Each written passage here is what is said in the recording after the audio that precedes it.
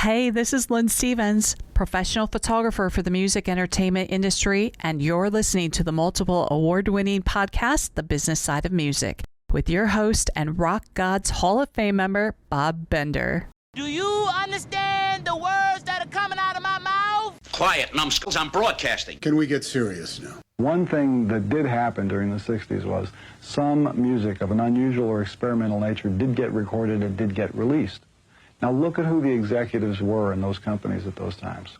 Not hip young guys. These were cigar-chomping old guys who looked at the product that came and said, I don't know. Who knows what it is? Record it, stick it out. If it sells, all right. We were better off with those guys than we are now with the supposedly hip young executives who are making the decisions of what people should see and hear in the marketplace.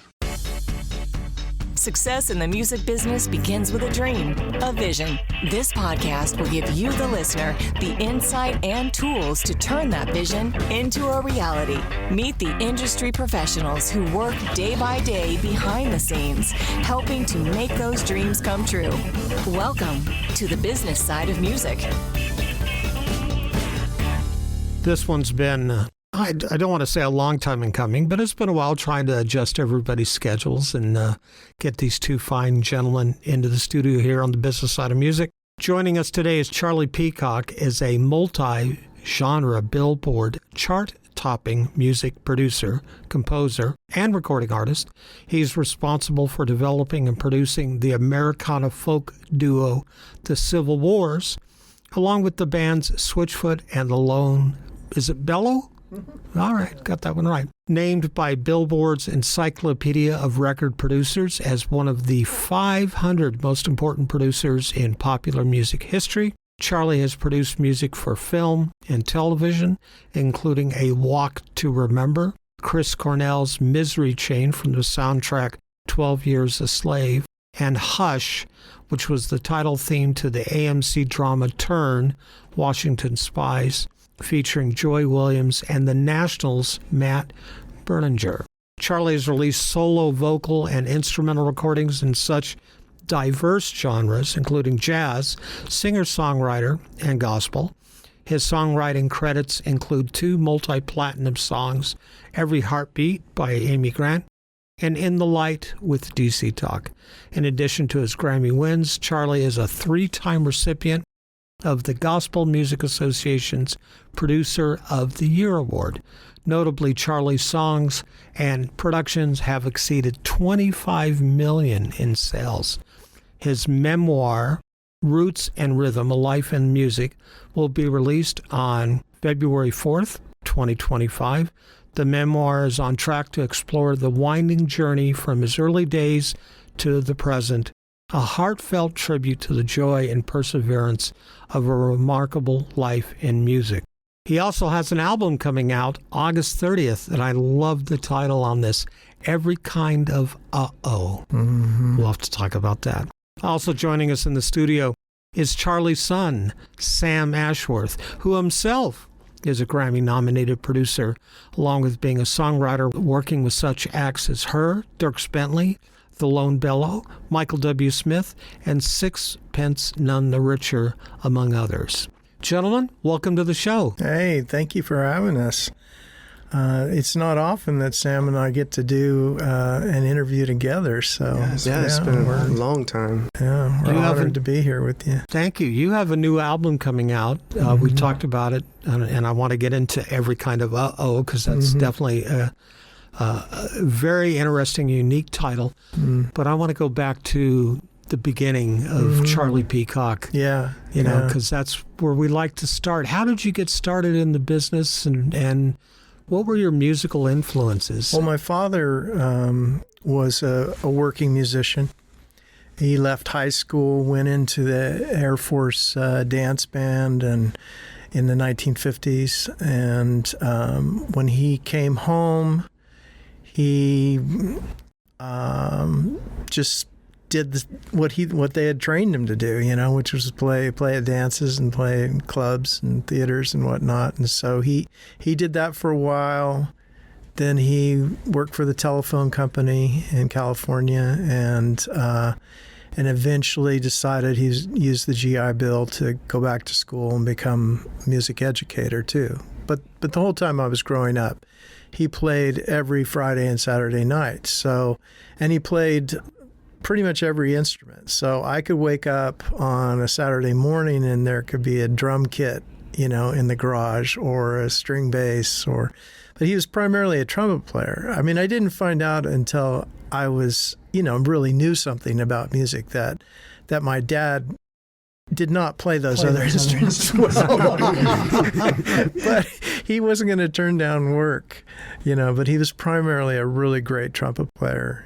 And so I got to be raised by somebody who was a working musician, but then became an educator. And so think of that as like I had a musical encyclopedia that I lived with, right? So I could literally be a 14-year-old walking through the kitchen, see my dad and say, hey, I can't figure out this rhythm pattern. Can you help me write it out? And he would teach me, how to subdivide the rhythms and how to figure out how to when you hear this sound, every time you hear it, it's always going to be a dotted eighth note, and I'd be like, oh, okay, yeah, you're right. So he would just give me these clues after clues after clues as to how music was put together. And that was really the beginning. What was for me to find out was how popular music worked. Because that was not his area of expertise. He stopped at music education and playing at a regional level as a musical artist. So he was very, very suspicious, very, very protective of me, not wanting me to, get ahead of my skis, as they say. And but I guess I was just I had too big of an ego. I believed too much in myself, and I thought, well, no, I'm gonna go out there, and leave our little farm town and see what I can make of it with music. Was it an ego, you think, or was it just a real good sense of self-confidence? It was definitely a self-confidence. But it was driven by, I would say it was driven more by imagination. I was just so consumed by the imaginative world and the idea that there could be nothing and then something. And that just, from the time I was a little boy, I was just consumed by that idea. I loved that. I loved it from whether it was play, playing in the mud with some trucks or something and building a whole creative world, or whether it was learning to play the trumpet or piano or any of that. And then again, just there being nothing and then there being something. And I just became consumed by that. And it felt like that was my sweet spot. Like that's what I was, put on earth to do, is to make things. Sam, I want to jump to you for a moment. Same story. Obviously, you had the influence of your father. What drove you to want to play music and really get into the production aspect of it? Well, I mean, similar stories, but very, very, very different backgrounds, because my dad had already gone into popular music and explored commercial music of all kinds by the time I, started coming up and making my own music. So for me, it really was kind of the only life I ever knew. I grew up in a home where, making was the thing to do. And for me, I just had a natural inclination and ability for creating melodies and having, strong rhythm at a young age. I started playing drums when I was 5, 6 years old. And so tempo and rhythm and everything came really naturally to me, but was also around the same time starting to just make up little songs, in my head and share them. I always loved, sharing my songs, as they came around to the family. And for lack of better terms, did you have like a plethora of instruments surrounding you like your dad did, with his dad in the garage? We didn't have any guitars in the house when I was growing up, unless there was one I didn't know about. But yeah, there was a piano, there was the little and Spanish guitar. Yeah. So there was that, which I guess I just wasn't drawn to at the time. But well, it's probably the fretboard was probably too big for you.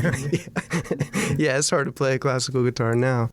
Yeah, I had a drum kit, and there was a piano in the house. And once I started playing guitar at age 14, and from that point on, my sister had already started playing a little guitar, so there was an acoustic in the house at that point.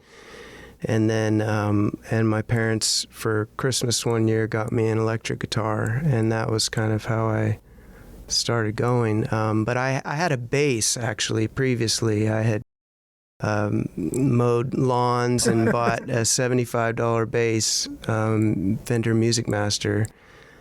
And that's actually what I started kind of plunking around on and creating melodies and actually having something to root the melodies in. I notice you do the same thing I do when especially my wife brings it to my attention when I start talking about bass. I kind of get the air bass guitar out. Exactly. Well, I love to play bass. I play bass on lots and lots of stuff I produce. But really the songwriting, and you mentioned my production work, but the songwriting was really what the early signs of my music making were all kind of pointed towards that songwriting was going to be my life at some point. Charlie, you wear about 25 different hats in the music business, and you've been doing this for a long, long time. Production versus songwriting versus performing, is there a sweet spot that you like better than the others, or do you love doing them all the same? No, I don't love doing them all the same. I love them each uniquely. Yeah, it's kind of a love-hate relationship. Yeah, but I don't have Yeah, maybe that helps me. That helps me because I don't have any sort of negative relationship at all with songwriting.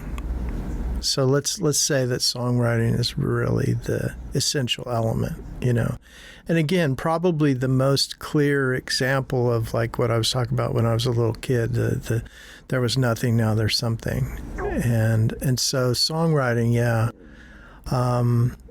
because songwriting can occur without an instrument, and you can create an entire composition in your head, and just pen and paper. Yeah, well, even without pen and paper. But although I was, I'm one of those musicians that was trained by his father to write it out, manuscript paper if I needed, or just write lyrics and chord changes over the top of it. But yeah, songwriting that's the start of everything for me. So it's interesting that we made it from California, to Music City, where the song is both king and queen. So yeah.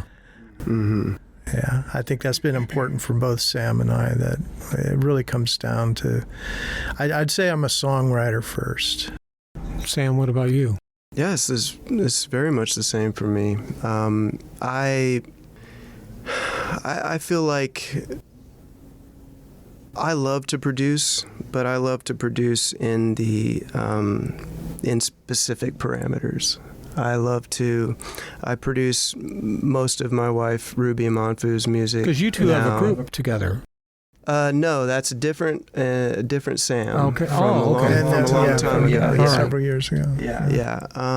But we do write a lot together. I produce the majority of her music, and we do some shows and things like that together.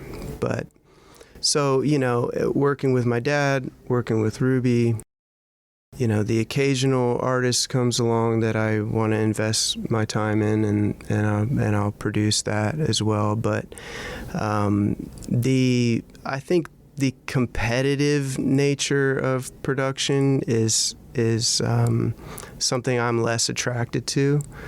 and keeping up with trends as a producer and all that kind of stuff. I'd rather leave it to people who are very, very drilled in and invested in the trends and everything like that. So for me, I love to produce when it's just absolute freedom and I can do whatever I want, and it's not bound to a genre, and it's not bound to the moment like that. Yeah, it's not bound to the moment. It's not bound to the genre. It's not bound to be trying to make a hit single. It's like I'd rather write the hit single and let somebody who is way more invested in the production process, produce it. So for me, songwriting, then production below that. But I also still love playing shows, so yeah, that's never gone away. We're going to take a break, get a word in for a few of our sponsors, and when we come back, we're going to have some more conversation with Charlie and Sam. You're listening to the business side of music. Branding. What is it really? It goes by many names. Marketing, licensing, and image. When in reality, it's 7 key branding formulas that all need to harmonize perfectly. Mess up just one formula and you have compromised the whole brand build. Dead Horse Branding facilitates all 7 formulas under one roof, building, promoting, and marketing all brands at all different stages of their level. We are a marketing team's dream, and we were built to service talent, artist managers, record labels, independent artists, iconic brands, legacy estates, and startups. Rooted in music and seated across other industries like fashion, various talent, hospitality, authors, interior designers, lifestyle brands, and corporate entities. The 7 branding formulas do not discriminate. 7 branding formulas, all in one swift movement. Sick of beating that dead horse? Come to Dead Horse. Please visit us at deadhorsebranding.com or send us an email to info@deadhorsebranding.com. As a musician, you have a dream. That vision of what success looks like for you. Though it's not only about the money, money is a part of it. Whether you've been extremely successful or just striving to maintain a regular cash flow, you need a plan. Money Concepts can help you develop a customized plan to achieve the financial stability and success you want. For over 40 years, Money Concepts has been providing holistic financial planning services to individuals, families, and business owners. As an independent firm, Money Concepts and their associates are committed to always represent the best interest of the client. It's really about independence coupled with committed benevolent interest, which means that they can represent your client, not a product supplier. It's not about selling products. It's about helping you achieve success. To learn how this can benefit you, contact John Adams at 737-867-9309. That's 737-867-9309 for more information. You're listening to the business side of music.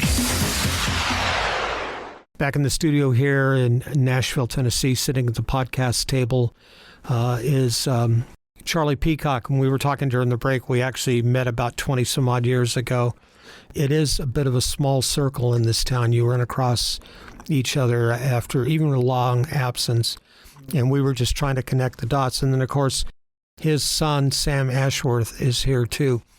Sam and Charlie, you two were the co-producers of this album that's coming out August 30th. That's right. And I love the title. Mm-hmm. And I got to ask you why you named it Every Kind of Uh-Oh. Yeah. Who came up with that idea? Yeah. Dad? It's a lyric. Yeah, it's a lyric. It's a snippet of a lyric from one of the songs and called Damnation. And so I feel like, just without going too far down a rabbit hole, just tell your listeners that I've been struggling with a neurological disorder for almost 8 years now and have it pretty much under control now, although what I live with basically is a 24/7 headache of different levels of severity and some other symptoms. That event, when it was October, 2016 or something like that, when I woke up one morning with a headache. And from that moment, that event sort of unleashed every kind of uh-oh, right? And so that's one level that it works in the song. And but it also speaks to our social condition and our human condition, of a way of talking about our brokenness as a society and individually. So it could be everything from an illness like I have to a way of seeing the world that hurts your neighbor, right? So it's a big idea, and I think it just does what songwriters characteristically do, right? Which is to take something that even, say, in a Christian tradition might be called sin, or in the mental health tradition might be called mental illness or brokenness or some other euphemism, right? And we as songwriters, we come up with a different way of saying it. And so for me in this season, it's every kind of uh-oh. Sam, what was it like to work with your dad on this project? Was this your first time as co-producer with him? Yeah, although we've done a lot of projects together in different capacities. I've worked with him since you were in high school. Yeah, I would say over 25 years or so. But all those different projects, he would bring me in on to sing backing vocals or to play guitar on something or to, comp vocals or edit, performances or hit a snare drum or play some percussion. I mean, there's, every kind of version of working together. And this version has by far been the most fun, and it's just been a real joy to be able to have created a career for myself and been able to do a lot of things, and then to be able to kind of be at a place where we're really working together. And in the early days, he's my father. He was teaching me. He was letting me, have opportunities and get to play on things. But this was a very different experience. Just kind of more peers, as peers than, as it was for the last couple decades. 10 cuts on the album? Mm-hmm. All yours, or were there any co-writes on this? Yes, Sam and I co-wrote 3 songs. How was that process? Because that obviously doesn't happen overnight in most cases. Oh, it's so easy. So easy. Because, I mean, he would come with, I remember one day, he had about 4 pages of lyrics already ready to go, but there wasn't music or melody yet to it.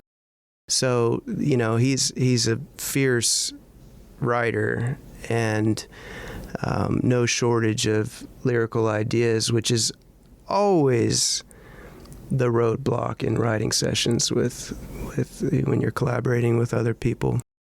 Unless, you've just got a room full of super sharp lyrical minds. But so having that portion of what's usually a roadblock out of the way, music and melody is like breathing. So that's the easy part. It's just like, hey, let's explore, I'd start creating a guitar figure and we just build it from there. So really I was in the writing process. For me, it was more musically and melodically. And it's all his words. Talking about lyrics, songwriting, you've been doing this once again for a long time. Mm-hmm. Over 50 years. Over 50 years. Do you find moments where you maybe like a writer of books, an author, mm-hmm. where they hit a dry spell? Or do you have this constant flow of creativity that just needs to escape? Well, I know that this can easily sound like hubris, right? So I'll confess that to your audience, but I truly do have a constant flow of music or lyric. I just have to turn the faucet on.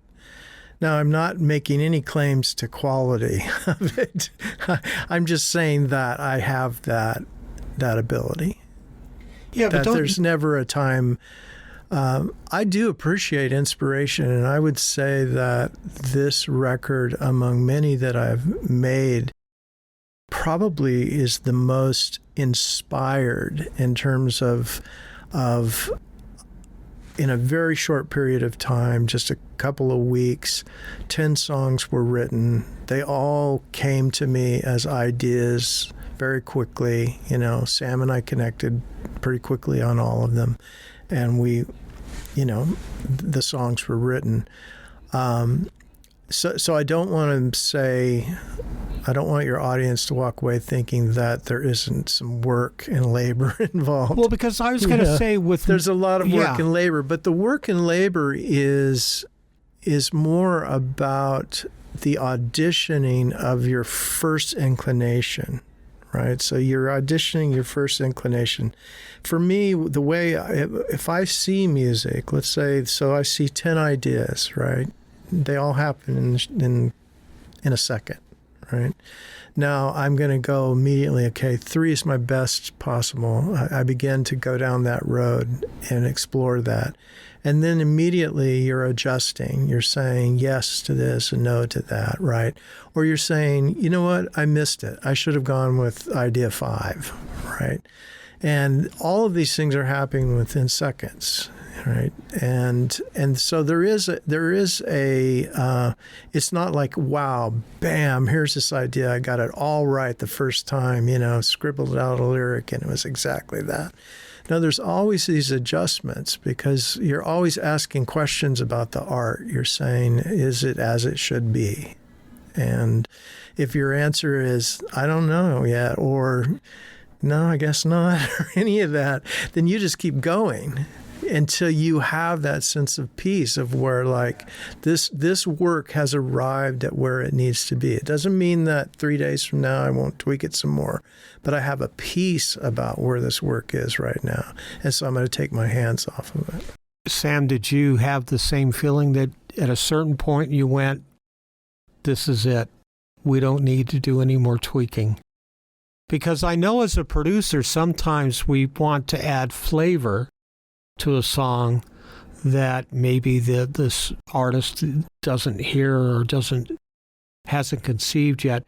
Or were you and your dad pretty much on the same timeline when it came to, okay, we're good, as Charlie said, taking the hands off? Yeah, I think that, honestly, we really didn't talk about it that much. I think we were just really on the same page from the beginning, and I think we have a similar philosophy when it comes to how to showcase a song, and what the song needs. Every song has a different need and a different requirement for how to be lifted up into the realm of production. And I think that, these songs, lyrically and melodically, are so potent in and of themselves that there wasn't really any strategy beyond. Yeah, I think that would be right. I think a little fiddle on this would be right, and this one is really piano dominant, and there is the idea for sort of a common thread vocally through it, with background vocals, and I'm doing a lot of the sort of the lyrical. Sam is my harmony part. So wherever there's a harmony, to me, that's Sam. And we had started kind of doing some of that on the last full album that he put out called No Man's Land. And I did a lot of the sort of the closer lyrical harmonies on that. There were a few things, that were kind of just obvious, you know, from the beginning about what this music would need. And, you know, we did talk about it being, trying to keep it, unless the music was really crying out for more, than just that we would really be as minimal as possible. Yeah. Absolutely, and the songs needed that, because you really want to pay attention to the lyric. It's a very narrative based record. Yeah. So it didn't want anything crowding that space and distracting from really listening to the songs. But you came. I mean, I can remember a few times where you're like, I just don't think you should do that, or you should leave that out, or things like that. Yeah. And those are all very helpful, you know, because we're at a place in our relationship now that, like, if Sam said that to me, like, I know he's only going to say it to me like 3 or 4 times, you know, over the course of 1,000 decisions, right? So if he says it, then I'm like, oh yeah, okay, I take that to heart, you know. So then that's what we do, you know. In the same way, I think if I said that to him, you know, because I'm not like listening to everything he does and like going, hey, let me send you a list of notes of things you should change on it. And you didn't do that when I was young either, though. And I think that's a good thing to point out. You really let me grow as a kid and explore. I believe in the value of exploration. You know, I think failure is one of the greatest teaching tools that ever existed. Absolutely. I agree. We're going to take another break, get a word in for a couple more of our sponsors. And when we come back, we're going to talk about the memoir of Charlie that's coming out, Roots and Rhythm, A Life in Music, which will be released on February 4th, 2025, Charlie Peacock and Sam Ashworth. You're listening to the business side of music. This is Mark Allen Barnett, singer, songwriter, creative coach, and mentor. Are you an artist or songwriter, or a family member or friend of someone who is? Are you trying to find your way through the often confusing world of today's music business? I'm here to help. Over the past 40 years, I've written and recorded hit songs, have had more than my share of live performances, and have seen the ups and downs of the music industry and what Music City, also known as Nashville, has to offer. I'm here to share that information with you. The Mark Allen Barnett Songwriting Tours of Nashville are a one-day to multi-day private interactive workshops developed to help you discover your best approach to songwriting, performing in front of a live audience, along with the correct way to network within the music industry. Our workshops are based around what you need to know. While in Nashville, you get an insight from behind the scenes, learn about the history of Music City, separate fact from fiction, and give yourself or a loved one the time of your life. This workshop makes the perfect gift for someone you love who wants to get their foot in the door of the music business the right way. For more information, go to www.markallenbarnett.com or www.musicchoosesyou.com. Remember, you don't choose music. Music chooses you. Are you a fan of 80s and 90s country? Then check out Throwback Country Music, a weekly nationwide show hosted by me, Britt Jones. I have exclusive interviews with legends and icons that include Grammy Award winners and Grand Ole Opry stars. You can listen to the show wherever you get your podcast or watch it on our YouTube channel or our Facebook page. For more info and access to these options, visit our website at throwbackcountrymusic.com. That's throwbackcountrymusic.com. You're listening to the business side of music. Back in the studio here in Nashville, Tennessee, Sam Ashworth and his dad, Charlie Peacock, are joining us today on the business side of music. Charlie, you have a book coming out because, as we discussed at one point, you've got many decades in this business. That's right.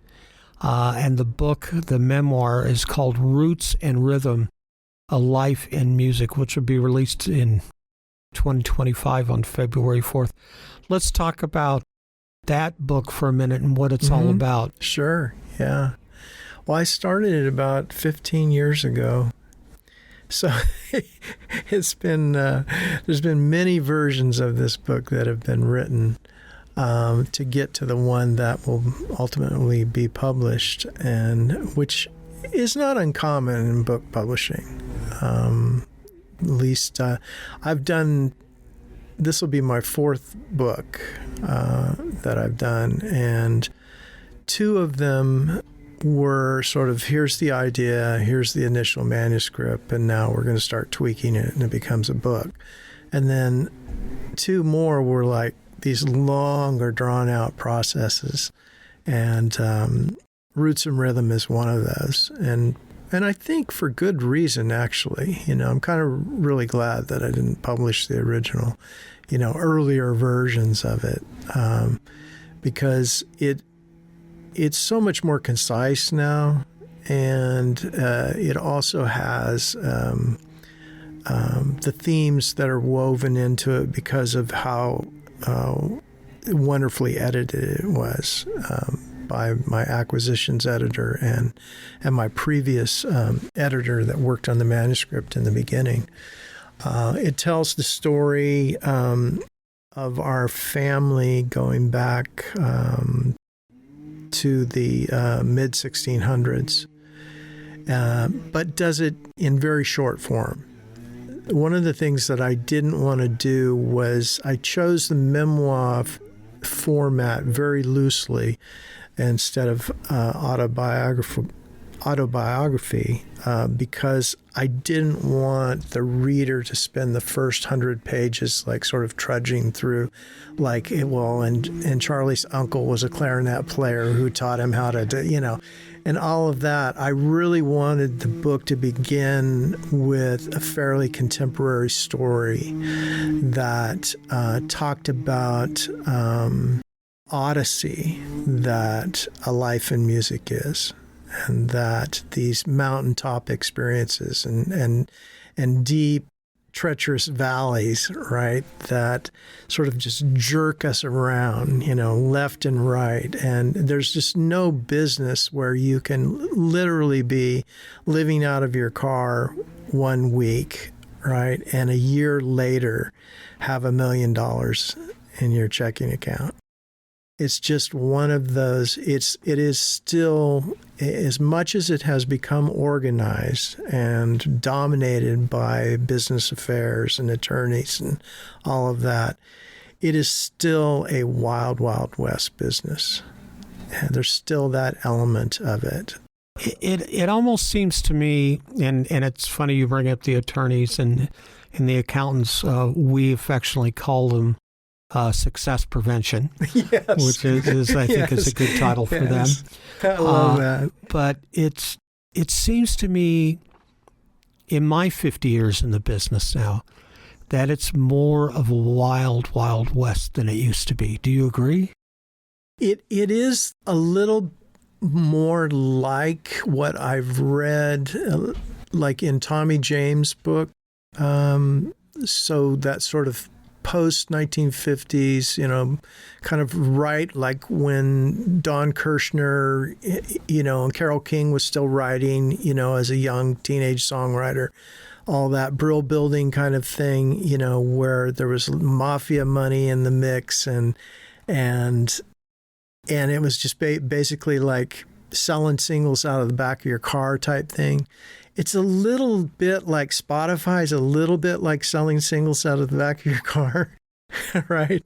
Like there's such a mystery to it. It's like why things are taking off, why some things are viral, some things aren't. Who's paying for what? We know all the major entertainment corporations have a finger or have a hand and have a profit share of Spotify. And we know that they have more access than, say, even Sam and I, if we decided to try to do something on our own, which is one of the reasons why this record we've been talking about is coming out through Universal, right? Because it's now gotten to the point that indies are having a really hard time getting access to the playlists, right? I mean, a lot of people are trying to sell access to you, consultants and whatnot, but they don't really have the access that the majors do. The majors now dominate the access to the playlists on all of the major streaming sites. So there's still that little bit of like, oh, wait, you got to be a mafia don. You got to have this sort of dark money. You got to have this, there's a secret way that you you get in, and that all of a sudden here's this person no one has heard of has got 300 million streams on this song which no one has heard of.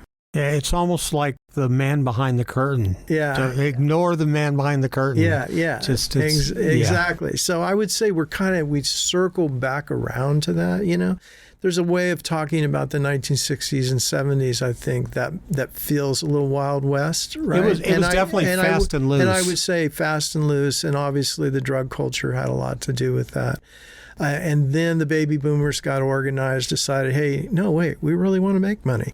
And so then we made a whole lot of money, right, through the 80s and the 90s and the advent of the CD and all of that. And then we got our butts handed to us, right, through illegal streaming and so on and so forth. Then they figured out a way to recover from that. And so there are these ups and downs and ebb and flow of what feels like super organized corporate culture and Wild West.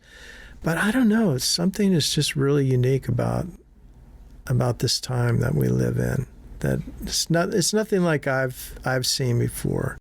Sam, you grew up in a house full of music, and of course a dad who had quite a bit of notoriety in the music business. How is the scene that we're seeing now, music industry-wise, do you see a difference from when you first started working in it? Yeah, absolutely. Absolutely. I had my first song cut in 97 when I was 17. So, the business is very, very different from 1997. Yeah, there's still terrestrial radio promotion. CDs were still very popular. We have music stores, record stores. Record stores. Tower Records, still had Sam Goody, you still, all of that. You went out and shook hands and went to radio stations and stores and one-stops and rack jobbers and the whole thing. Yep. And I experienced a little bit of that. I put out an album in 2005, and even then, still went out and did, radio tour stuff. Orders, books, all of that. Yeah, all that stuff. So, but I also, firstly, it's very different. Like, you can't even kind of put them in the same box from then and now, from when I first started even. I think it as confusing as could possibly be. As a songwriter, as a producer, as an artist that sometimes wants to put out my own music for fun, as my wife and I are navigating, where we should be and what we should be doing and what feels right, making a living as a creator is harder and harder and harder. It has become more challenging, hasn't it? As it's ever been, and that I've witnessed and experienced. There's no clear path. I don't think there ever has been a clear path, but I believe there was a time in the 80s, 90s, or early 2000s where there was a bit more of like, okay, you do this, you do this, you do this, and you have the talent and work ethic to back it up, then chances are you're going to make a big splash, you're going to do something, you're going to create a career, that'll last a lifetime. Now, there's just so much music coming out. I don't need to tell you that. It's just so overwhelming, the amount of music being put out into the world. And so, breaking through and competing with that in a strange and confusing format such as streaming, and then all the different types of streaming, and then you got the social media music, and all of this is very, very confusing time. And I think that for me, I just have to hold true to the things that work for me. What do I do best? And who are the people that love what I do? And I'll go there and I'll work with them. And that's it. Yeah, that's it for me. I mean, so there's no other formula other than that. It's just trying to write better songs every day and trying to find more people who appreciate what I do.